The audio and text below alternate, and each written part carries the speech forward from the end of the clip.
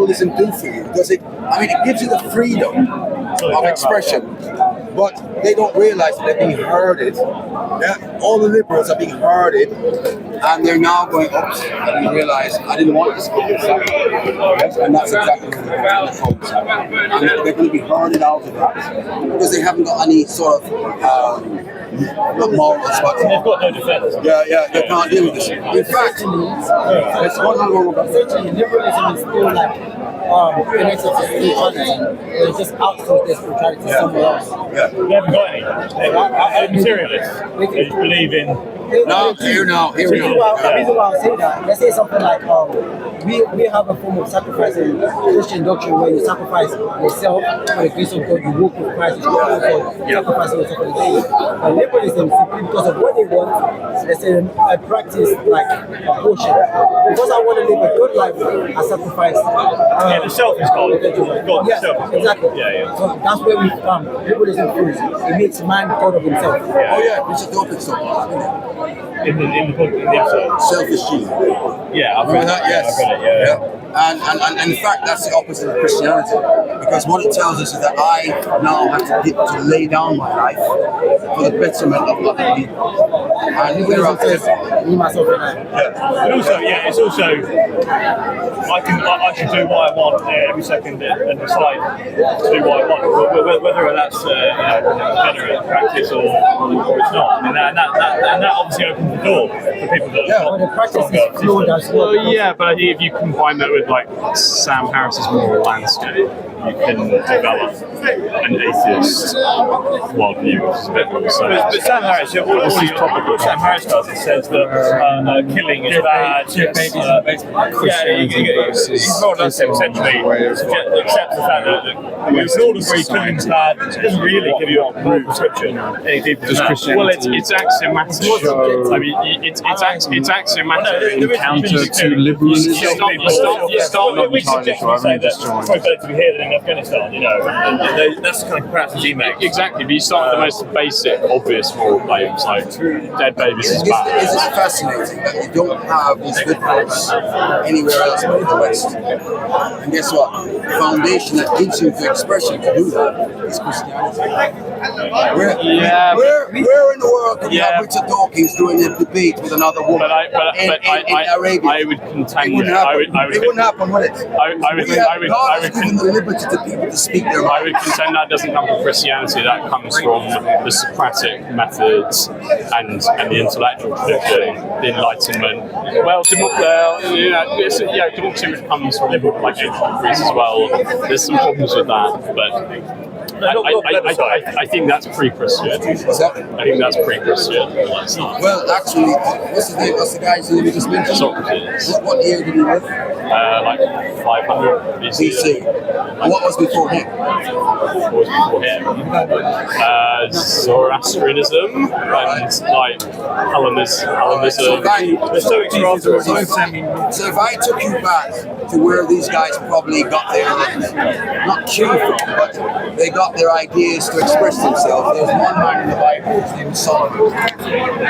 And Solomon decided, that's right, he decided to be like Socrates and like Richard Dawkins. He was going to try and explore every possible act of liberalism. And he came up with a conclusion of all this vanity. Yes? Vanity of vanities. All this vanity. It's a waste of time. Come on.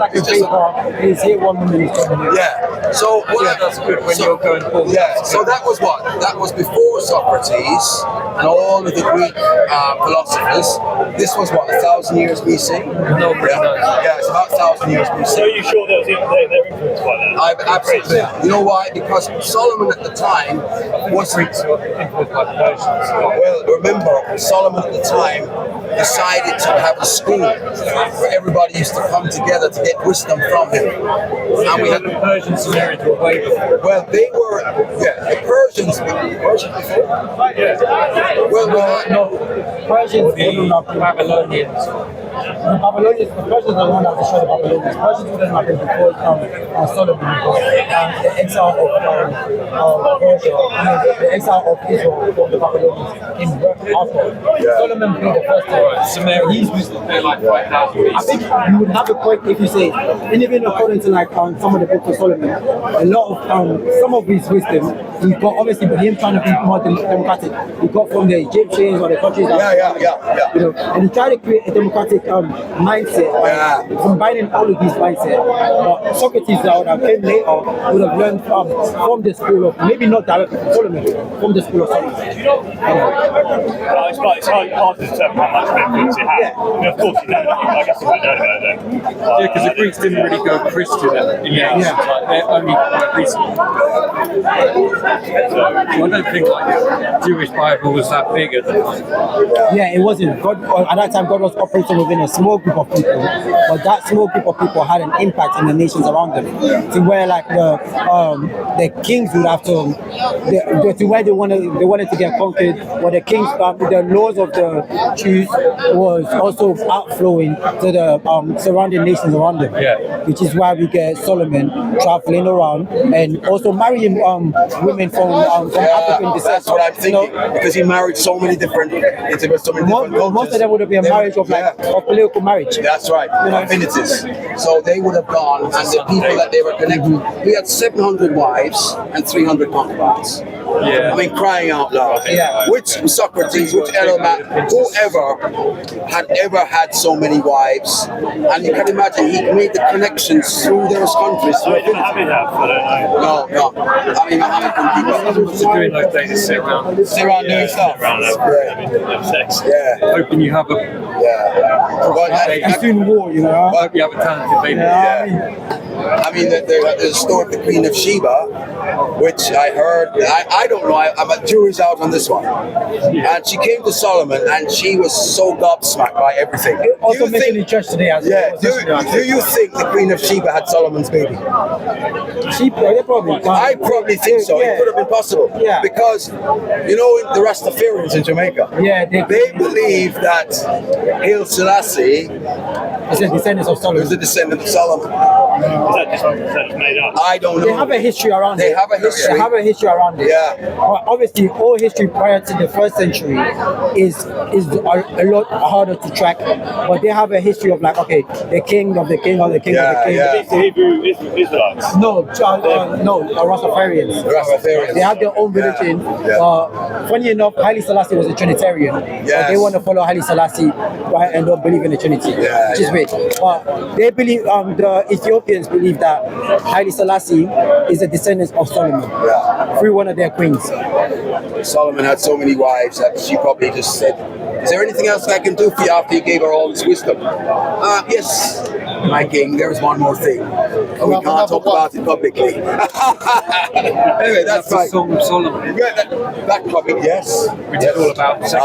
It's all about pleasure. Yes. You know when the Muslims try to say, Muhammad was mentioned in the Songs of Solomon, I say Mahmadi, is literally Solomon's wife talking about how she likes to pleasure Solomon. Yeah. Either orally or so. They don't believe in female prophet, but they say that, this is Muhammad being mentioned. It makes their religion false. But they don't believe in female prophet, and this is a sexual in context, not in a prophecy of a prophet to come. So they have a big problem, but we're rich in truth, history, and logic and reasoning. They are not. A lot of the world is not. Even atheism is not. Essentially, every other theology or every other ideology has to sit on God's lap and slap his face. Uses elements and not acknowledge his authority. I'm still waiting. I make not a prophecy, that maybe a prediction. I think Richard Dawkins is going to have a real think about what.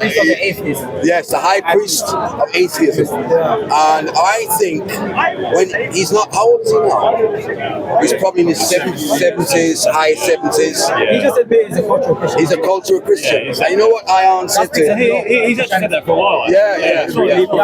But here's the deal: when he starts to see things happening in his country, because or over here, he's going to realize, hold on, because she put some points there. She said, listen, you can't have liberalism. It just creates a gap, and something has got to fill it. And here's what's filling it. These guys here. not Christianity, but Islam. Or liberalism. You can't just leave it open. Islam follows it, and he goes, they're not following the law. They're not behaving themselves. We're going to go in and take over. And that's what's happening. There is a saying that's like, the devil that you know is better than the angel you don't know. Yeah. So, although in the eyes of the world, especially within the last 50 years or so, Christianity has looked like the devil, it was actually there to keep the structure against a worse evil that you think is good. Liberalism came, Islam came after. Liberalism didn't help, Islam took on the basis where it didn't help.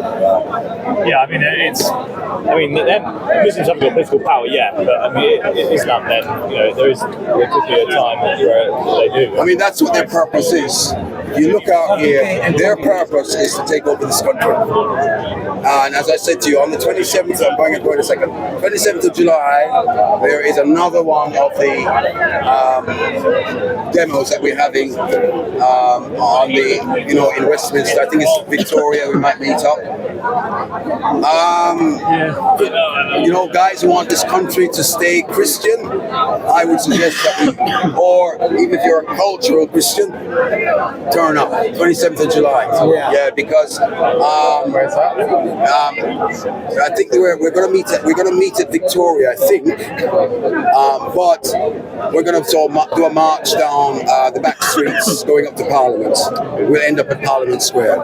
So if you can't make it to Victoria, I think we can get to Parliament Square. That'll be all right.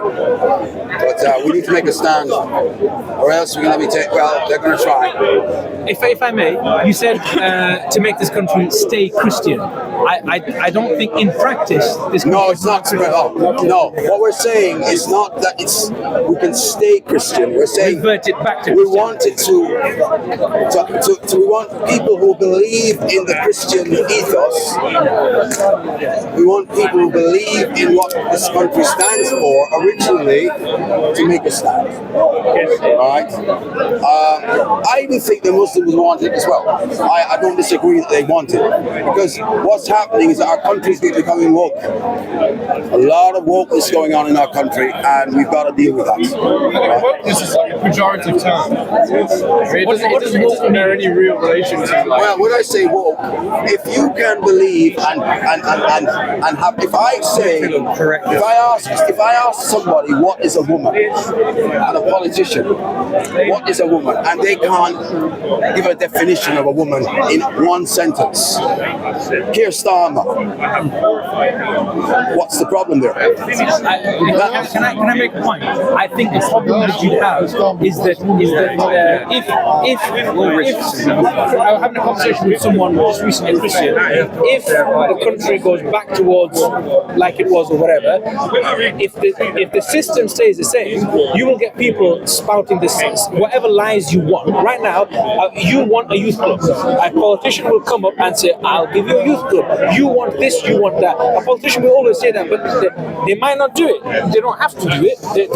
There's nothing to hold them to it. So if you want a Christian, you might get very much Christian people, people saying "God bless England" and whatnot. But there's a risk that if you go back to that, but don't change the way things work, then you're going to have a problem where you're going to have almost fake Christians in charge. And I think always instrumental like that, though. Yes. So should the issue not be going back to Christianity, but more changing a situation in which truth is told? Because if someone asks me how does the current political system work, this is my definition. It's a system in which the masses are asked, vote for one of two career liars.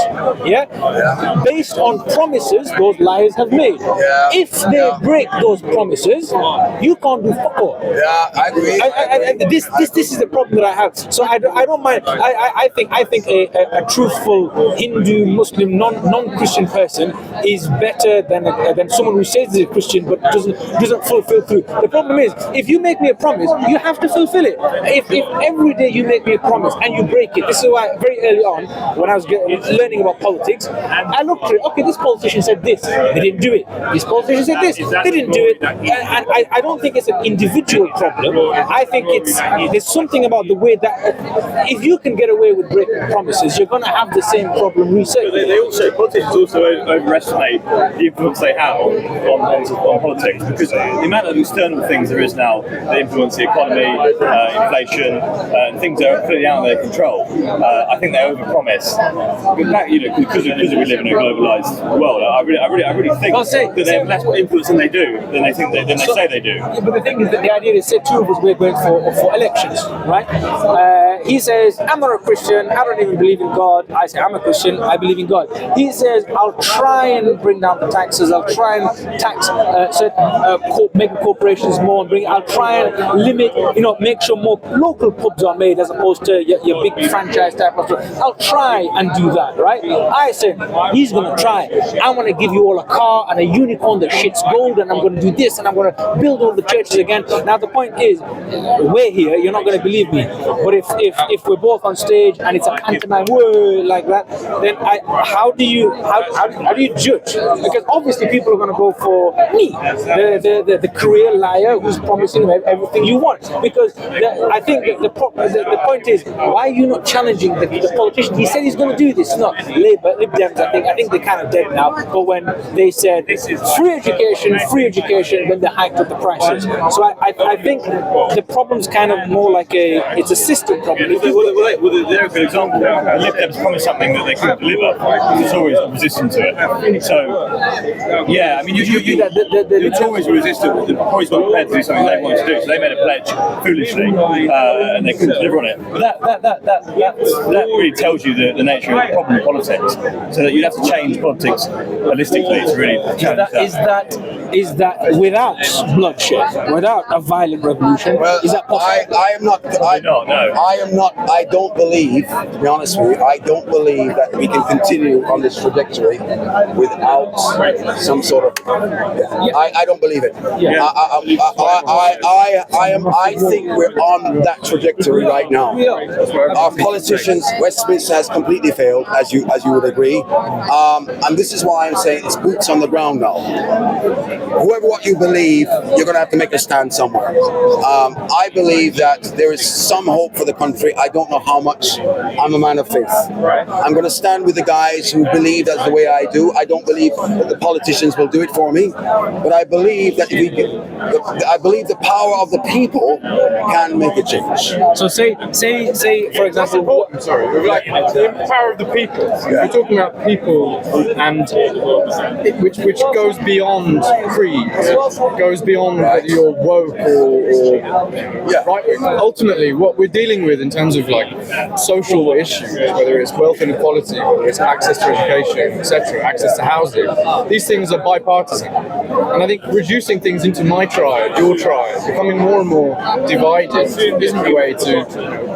Even if it does come to blows, it's not. That's not a solution. Yeah. In the front of Parliament, there is a figure of a man standing, very prominently. Now you have to understand that what we're going through in the country right now is sort of a follow-on from what happened in the days of Cromwell.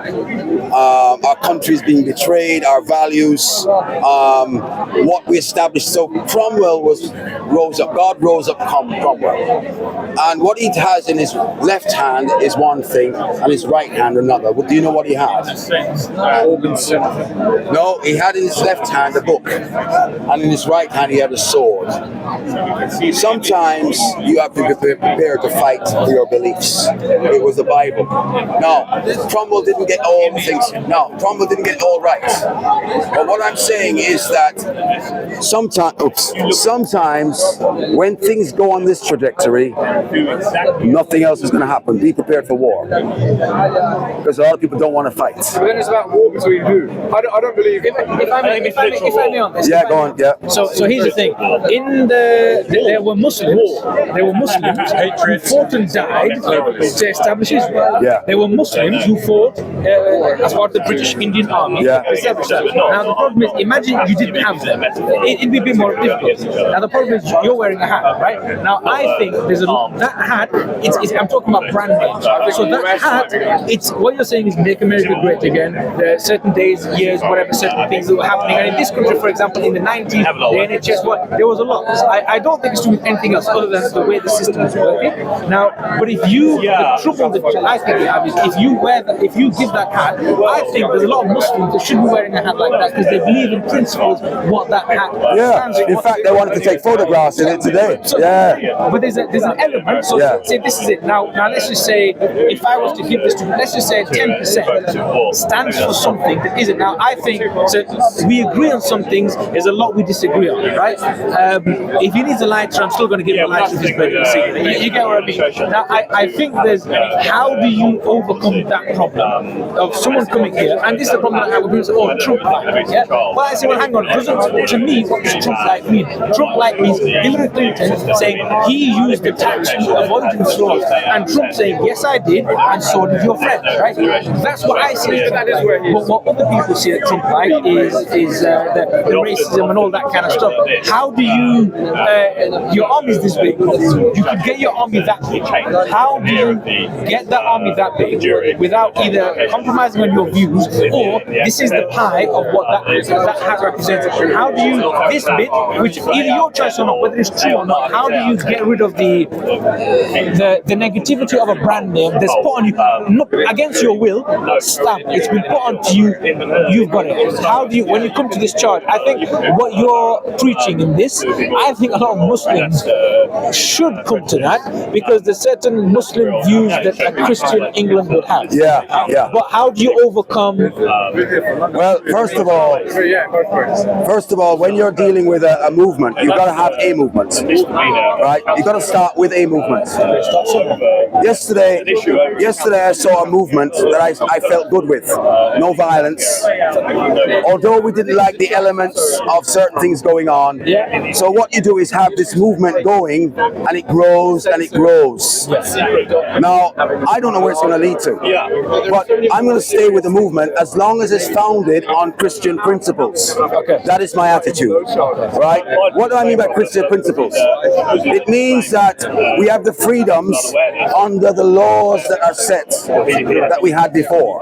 For example, if you're going to say, if I'm going to say when I go to school and send my children to school, and this is what the Muslims are having problems with, and I'm going to say that you can't tell what a woman is. Yes, I mean that's you got to deal with that. So let's start there. Okay, let's go back into our schools. Let's say when we go to in our government, we are asking our government to do something, and if they, as you said, they're not doing it. Well, we might want to say to the government, listen, you promised this, they said you're going to do it by this time, you haven't done it, we're not going to vote you out, right? We're going to we may have to change things, we may have to just get you out. I'm not sure how, right? But maybe the voting system is no longer as it should be. So I'm not saying I don't have all the answers. No. I respect that because I agree.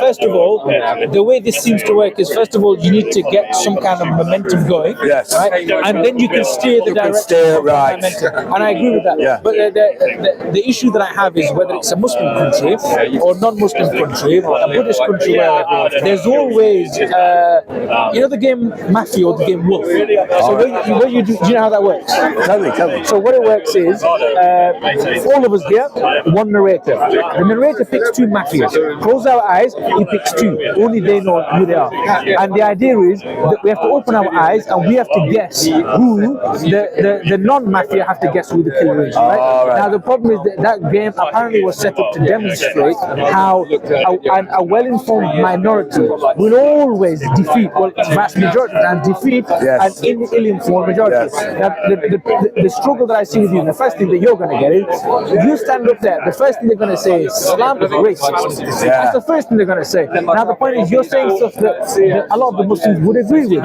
The second thing is going to be branded Islamophobic. And they're going to, there will be a lot of effort to that. Now, like I said, I think that's the principal concern. How do you overcome it? I think the first step is to understand it. Then you overcome it with time. And how it's not going to be a month month or a year. It's going. In fact, they're projecting that it'll take at least 5 years. This movement that we're in, it'll take at least 5 years. So, and what we're looking for is, as you said, we have to have certain things grounded. Now, what will happen over those 5 years? We'll throw off all the rubbish. Yeah. You know, there's a joke and a meme and a satire about something. I actually take it seriously. If I was to start a group, what would that group be? I'd just in the middle, beating a drum, saying, what do we want? We're not quite sure. When do we want it? As soon as possible. Yes. Right? Because the thing is, I want something. Something's wrong. How? I don't know. Yes. You know what I mean? As soon as possible. But I don't think it's a bad thing. It's like, yes, it's clearly my mother birthed my sister, 96. She was allowed to stay in the hospital for 2 weeks. My mother wasn't working. My friend now working, good money, etc. Gave birth somewhere, and they were told within 2 and a day or so, get the heck out of here. Now the point is, I don't accept there's no money, because if you look at all the top companies, their profits have been going up. So it doesn't make sense that you're saying no, we've got less money. I'll give you the analogy. A man has a well in his garden. The well has gold. The gold is doubling every year, but every year he's saying to you, I've got less gold. Something's wrong there. Yeah. So I think my mind is limited, but I think I should expand beyond it, because the point is, there's money. There is a shitload of money. If the profits are skyrocketing, why aren't taxes skyrocketing? But again, the point is, that's not your battle. Your battle is, you're a racist, you're a homo, you know, it's that kind of stuff. But I think, and this is the problem. My only concern is, I want to say too, but I've seen these people wanting things. I've not really seen in my lifetime a group from England really getting what they want without being infiltrated. It is. Kind of wrong so there is another factor involved, which is a spiritual factor. Yes. All right. We often look to our own abilities, and so why I'm asking as Christian people is prayer is an important part. We need to ask God to help us.